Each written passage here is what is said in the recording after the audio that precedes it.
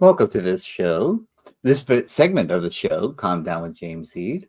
And this segment is to help us calm down using yoga methodologies, yoga principles, yoga practices. And I have a yoga teacher and therapist with us now.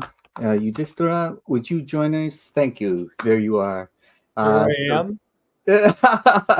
you were backstage all the time, weren't you? I was indeed. So today we're going to go on to talk about the chakras. Is that right? We are, and we'll see how it goes. There's a lot to Okay. cover. Well, I will leave you to it, and let Okay. me know if I can be of any assistance. But I will be backstage. Okay. Well, if you can go ahead and let's see what that. Uh, Image? I'll cue you when it's time to put up that Yeah, image. Okay. that's fine. Okay. Great. Okay, you can blame your producer if there's any problem. Uh, hello, friends, and um, for those of you who've been following along, we um, have come through the yamas, niyamas of yoga. Last week, I actually extended the yamas, niyamas into their natural progression, which is to say that there are 8 stages of awakening that are described in yoga by one of the principal um, chroniclers of yoga. His name was Patanjali. Um, and it's not terribly important to know anything about him in particular. In fact, oftentimes in the Yoga Sutras, he would refer to himself in the third person in the same way that sometimes Rumi or Hafiz will do in their poetry. So this idea of the chakra system is something that has become so popular that it has lost some of its meaning. And as I say, it's been adopted in sort of a new age way. Now, on one hand, that's not a bad thing. I mean, for the idea of energy centers within us to become part of popular culture, I don't consider that to be a negative. It's only to say that it's similar to things like karma, that people use karma, they toss around the word a lot without really having a true understanding of what it means, other than, in the case of karma, it means something that comes back to you like a boomerang. And so people want instant karma. So when it comes to the chakras, a lot of people are sort of caught in some sort of a ungrounded sort of a place, talking about seeing the colors of the chakras.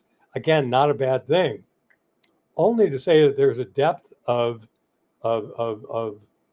meaning, and to understand that the chakras are not imaginary.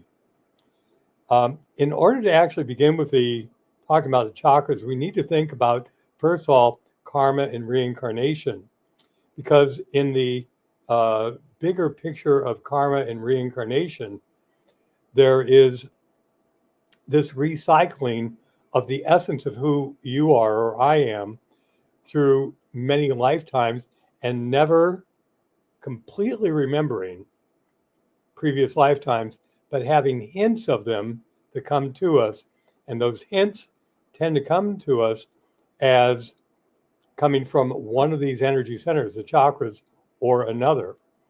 Let me give you a metaphor that works beautifully. The energy system of the chakras flows through a main pathway. I'm not going to use all the Sanskrit names, but this main pathway is an energy pathway, and it's not unlike a underground conduit through which water flows. And think of it in terms of a stream or a creek or a river, that this river of energy that runs through you, when the energy is high and the flow of energy is to capacity, everything is moving upward freely. However, just like a stream or a river, when the water runs low, when the energy becomes low, some things begin to happen. And this energy river, just like a river in the material world, when the water level goes down, stuff begins to accumulate in little uh, uh, depressions along the edge of the river. And so stuff gets trapped there. That stuff often ends up going around and around in a circle. In a river, we would call that an eddy.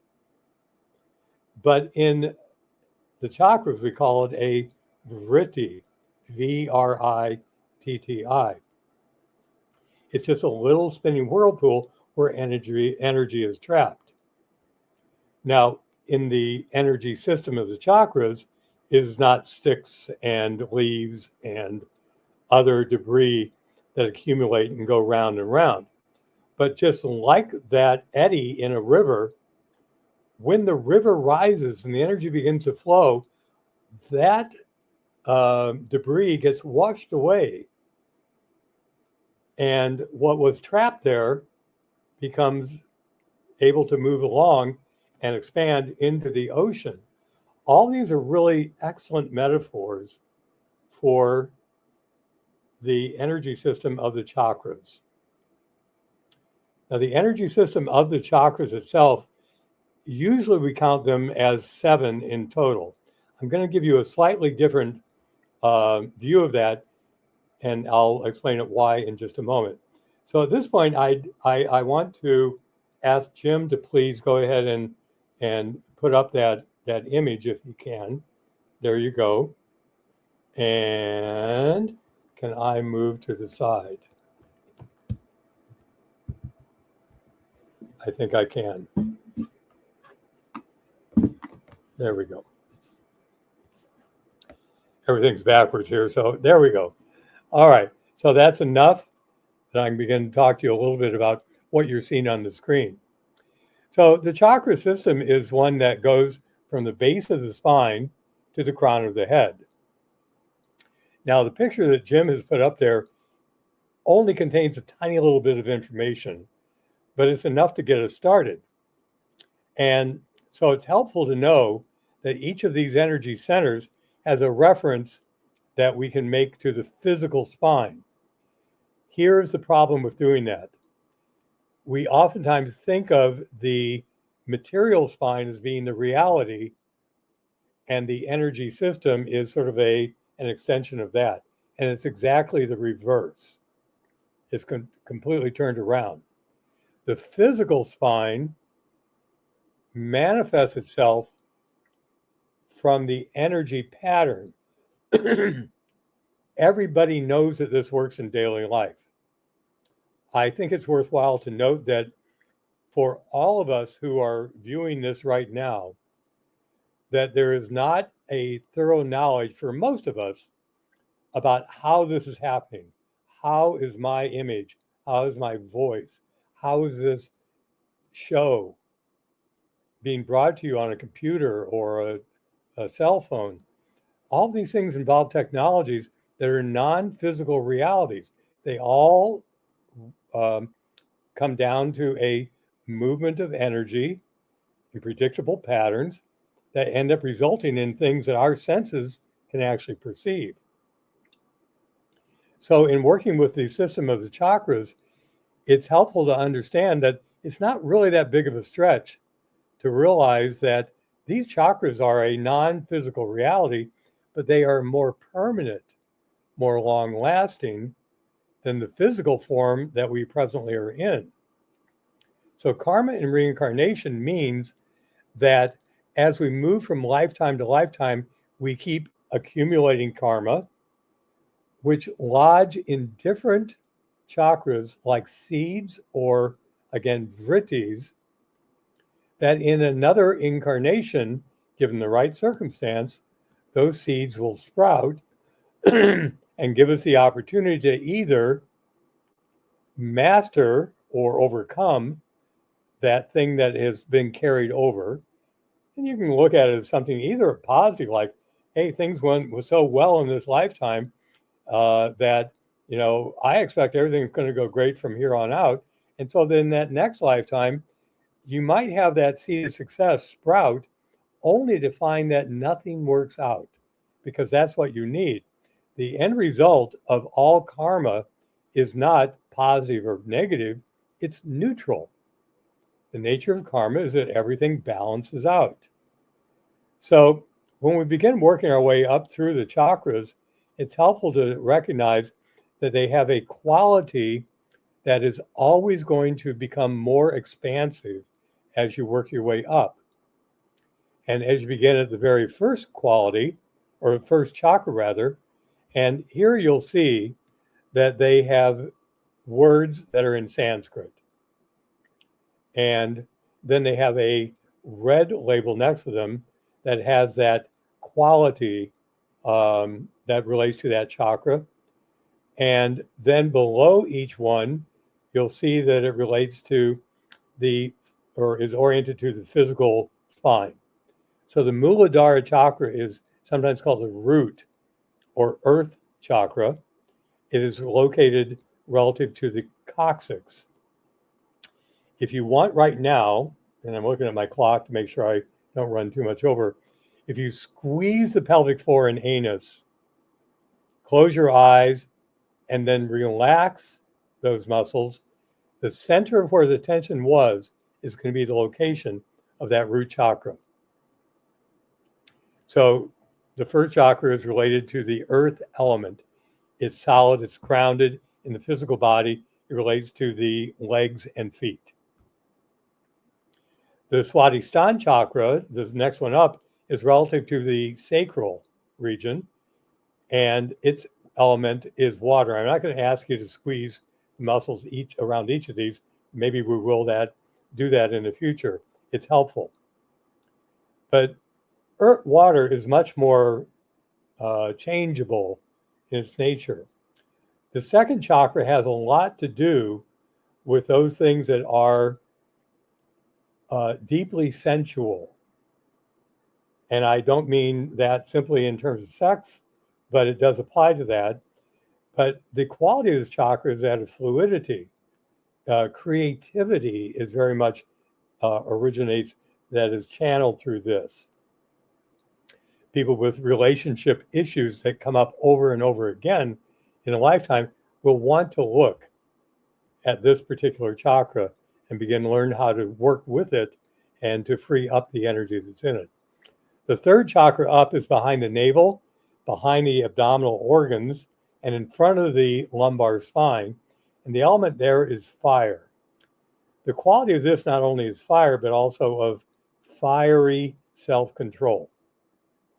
That you learn to contain this fire and use it for your personal spiritual growth.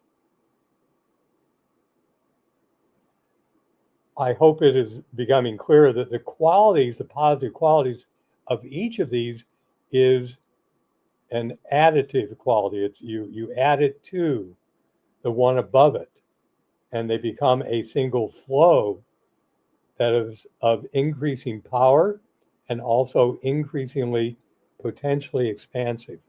When we come to the heart center, Vishuddha, it is the cervical center that is behind the heart in front of the thoracic spine, and its quality is that of ether. Now, ether here is not the substance, although the chemical formula of ether itself is very expansive. It's volatile. And that's the nature of the heart's tendency when it's focused in the material world. It tends to be volatile. I really love this. I really hate that. When we come up to the next level above it, I'm sorry, I got off track. The heart center is the anahat, and the quality is air. I apologize. I'm looking at my clock here, and I know I'm going to go over by a minute. So the anahat center is air, and air, again, like a hot air balloon. When it's heated, it rises, it expands. The Vishuddha chakra is the throat chakra. That is where ether, and this center can be extremely volatile. Think about what happens when the heart is angry, what happens to your words. When the heart is at peace, the center is calm. And so the Vishuddha center is associated with the quality of calmness. When it comes to the sixth center, which is the spiritual eye, my guru pointed out very clearly that it has two poles like a magnet. The negative pole is at the medulla, the base of the brain, where all of our animal functions originate. We don't have to think about breathing. Our primal instincts are all originate here, and it can lead to a lot of problems. And this is the seat of the ego, which is simply the spirit identified with the body and mind. The positive pole is here, the spiritual eye. A lot of people know about the spiritual eye. This is the Agya center. Yogananda described this as super ether that is like infinite space. There is a seventh chakra, which is called the Sahasrara, and it's sometimes called the thousand-petaled lotus. It's also called the crown chakra, and it is, when it's fully open, we have achieved the goal of yoga, which one would say in the 8 limbs of yoga, we have reached samadhi. So that is an introduction to it, and it is just the bare beginning because there is so much more. And so, but I think that's enough for today. So, Jim? Yes, that was great. Thank you so much for that. I learned a lot, although I practice the chakras every day. But I wrote down instant karma. You and I know. We want karma to be instant, and it simply, the reality is that oftentimes karma, we don't even remember why something's coming our way. Yes, of course. And also, it's like I used to say, immediate gratification was not good enough for me. It wasn't fast enough. Well, your book on freedom from addiction is a great example of people who are addicts.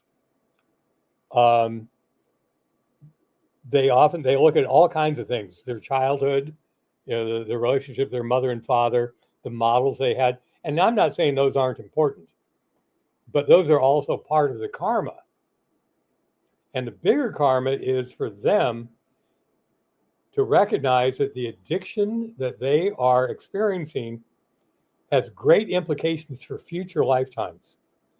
Because for those people who are able to successfully overcome addiction in this lifetime, it is huge. Yes. And I recognize it within my own lifetime. Right. That turning point for me, when I no longer craved drugs or alcohol or improper relationships with people. Right. When those things ceased, that I immediately had the sense of being free. Yes. And yet, that addiction that I suffered from, and I would say that is true for all addictions, no matter whether it's to money or sex or booze or whatever. Right.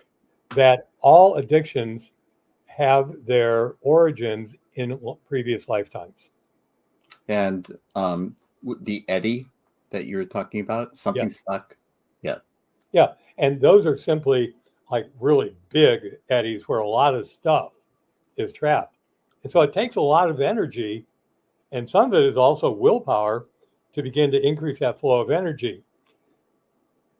Anyway, there's a lot, about that, right. But it's willpower will only take us so far. Absolutely. That has been certainly my experience. The other thing I wanted to talk about a little bit with you, or to reinforce with you how important it is for me, is that everything is about getting in balance, that karma is neutral. And I think of it in terms of my different, the mind, the heart, the spirit. I want to be integrated. I had a friend that said, your ego is not an amigo, your amigo. And I want to be friends with my ego too. I don't want to push it aside or shunt it aside or think badly of it.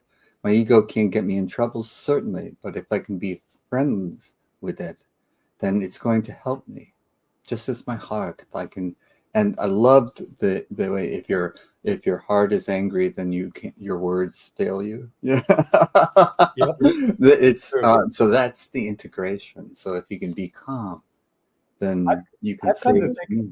I've come to think of my ego more like a well-trained dog, and a smart dog, like a German Shepherd, not a beagle, a German Shepherd. And Nothing against beagles. Nothing against beagles. I had one. That's why I know that beagles operate only from one primal instinct, and that's food. Yeah. Yeah. My labs were like that. Loving dogs, but yeah, but a German Shepherd, food when well oriented. trained, becomes a wonderful ally. And that's how the ego is that the ego abides in the area of us, which is the region of subconsciousness. Yes. And in the subconscious region, we can either have bad habits, and the ego certainly enjoys that, Right. or it can be replaced with good habits, and then the ego becomes a wonderful ally, Yes. a wonderful friend. And Yogananda and Swami Kriyananda, my teacher and guru, respectively, both made it very clear the ego is not the enemy. Right. That's Yeah. where I was going. And people really, really have somehow come into this place where the ego is the enemy. Right. And that's unfortunate because the ego is necessary. Yes. It has to be brought on board. Right. But you can catch it. All you have to do is sit down and see if you can still your mind. Get the mind completely still. See if you can do it for 30 seconds. Yes. And if you can, good for you. Try it for a minute. Everyone is going to have some limit. For most people, well, actually, I have to be honest, for me, when I first began, it was in the matter of seconds that my mind would be still. And then something would occur. My ego wanted attention. Yes. And so it's been a lot of willpower, a lot of training, but also a lot of divine grace. That's allowed me to come to this place where I can now keep my mind still for extended periods of time. Right. Usually. Yeah. Well, Divya, the woman who's going to close the show, taught me, because I had the same problem, and I wanted to be taught how to meditate because I couldn't do it. And she asked me why I couldn't, and I said monkey mind. And she said, well, can you visualize clouds in the sky rolling through? And I said, yes. She says, every time the monkey starts to chatter, put a monkey on the cloud and let it drift away. And about a couple 500 monkeys later, I was able to be calm for a minute, and then it grew from there. And so you have to start someplace, and baby steps at first, but you can calm your mind, and that stillness is very useful. But I love that the ego is your ally if it's well trained. Exactly. And so there's one other thing I wanted to comment on in my practices. When we're talking about the sixth chakra, and making conscious contact with the spiritual eye. Are you talking about the crown chakra? Oh no, the spiritual eye. Spiritual eye. Yeah, that's the fifth. Then I lost count. So the spiritual eye, thinking when I'm trying to make conscious contact, visualize it, I'm thinking of the eternal now. So what you were talking about just triggered that thought in me that's the way I visualize it. If I can, just be fully present right here, right now. And that's the stillness aspect of it as well. And so I use a visualization of that, and I wait until I can see it before I proceed. And there's a lot, you have a lot of experience, and I don't, it's not universal by any means yet, but you have a lot of experience that you're drawing from, and that ability, for example, using Divya's model is one, there's many variations on that, but that's a great one. Mm-hmm. And, for myself in my own practice, oftentimes what I will do is to take a period of time in which I'm using certain techniques, but it's about existing without my body and mind. Mm-hmm. And it means I'm in a place that at first would seem to be completely silent and absent of light and absent of awareness. And none of those are true. When you come into that place, all of those senses, every one of them, the touch of the sense of feel, yes, sight, sound, smell, taste, they all have an inner dimension. But you and I are right now using words to describe these non-verbal realities. Yes. Almost, it's so contradictory, and yet it's the best we can do. Yeah. Right. It is truly the best we can do. When we talk about getting centered at the point between the eyebrows, what does that mean? Right. Well, you have to experience it to know what it means. Yes, that was I couldn't really relate until I had the experience, and then I could relate. And as you said, trying to communicate it is almost beyond my abilities. So it's just something you have to experience. But you can be trained to experience it, to get closer and closer to it. The first sermon that the Buddha gave, he sat down with a flower. He sat still. His students were there. He spoke no words. He held the flower out. And the sermon was not that he was holding a flower or that he was silent. It was that the beauty in the flower was beyond words. And the flower was just an image that people could latch onto. Right. But the flower was within them. Oh. And so you don't need the words if people are ready to go beyond words. But one of the gifts that you have is one of the gifts that I've been given as well, is to be able to talk about these things in a way that brings people closer to the experience and to share techniques that will actually allow them to experience, so no words are necessary. Yes. And this is why I'm so grateful that you join us for this segment of the show, Eudithra, because your words have been very helpful for me in my recovery and on living my best life. So beautiful. And if you don't mind, tell Divya I said hello. I will. All right. Blessings, my friend. And I will take you backstage now and Okay. say goodbye to the viewing audience. Hi, Mom. All right. Eudithra has helped us understand the chakras a little bit better today. And I just wanted to tell you that if you're having trouble with doing any of these things, persistence is a virtue and you can do it. When I got started, I was so agitated all the time, and it was impossible for me to do it. But I learned to calm down. I learned when I'm calm, it's amazing what I'm capable of. And I believe that's in you, the flower.